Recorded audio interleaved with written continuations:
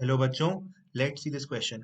Number of waves produced by an electron in one complete revolution in nth orbit is.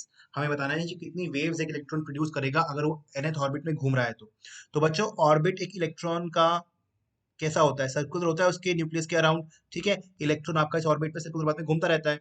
मगर since हमें पता है कि electron एक वेव नेचर भी है और एक पार्टिकल नेचर भी है। ठीक है ना बच्चों, तो इलेक्ट्रॉन एक वेव की फॉर्म में भी घूमता रहता है ना बच्चों। और जो दो दो क्रस्ट होते हैं, ट्रफ्स होते हैं, उनके बीच का डिस्टेंस क्या कहलाता है? वेवलेंथ लैम्डा कहलाता है बच्चों। ठीक है, और ऑफ कोर्स अगर इस ऑर्बिट का रेडियस आर है तो इसका सरकमफेरेंस कितना हो जाएगा? 2 पाई आर सरकमफेरेंस हो जाएगा। और उतना ही डिस्टेंस आपके इलेक्ट्रॉन ने वेव की फॉर्म में ट्रेवल किया होगा, तो वो कितना हो जाएगा? Number of waves into the wavelength.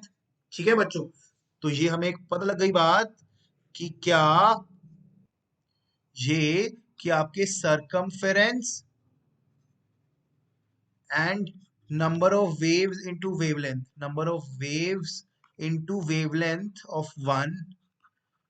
Of one wave का जो प्रोडक्ट होगा वो आपस में बराबर हो जाएंगे। ठीक है बच्चों, तो यहाँ से मैं क्या रिलेशन निकालू? यहाँ से अगर मैं लैम्डा वेवलेंथ का एक्सप्रेशन निकालू वो क्या आएगा? 2 पाई आर अपॉन एन आ जाएगा बच्चों।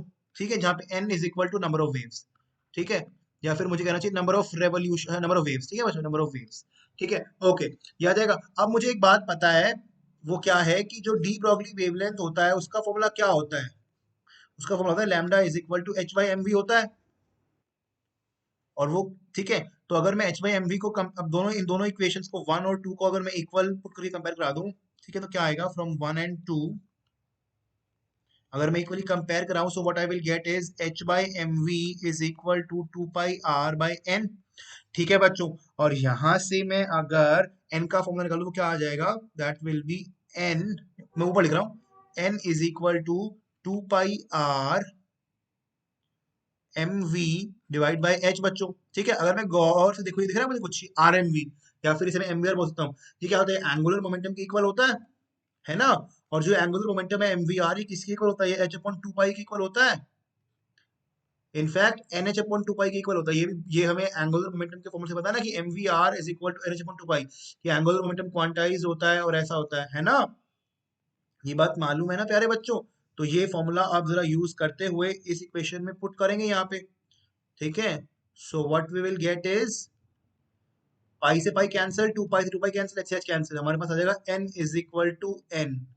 यानी कि नंबर ऑफ वेव्स कितनी हो जाएंगी बच्चों? आपकी नंबर ऑफ वेव्स हो जाएंगी N. So option A will be the correct answer बच्चों। Thank you.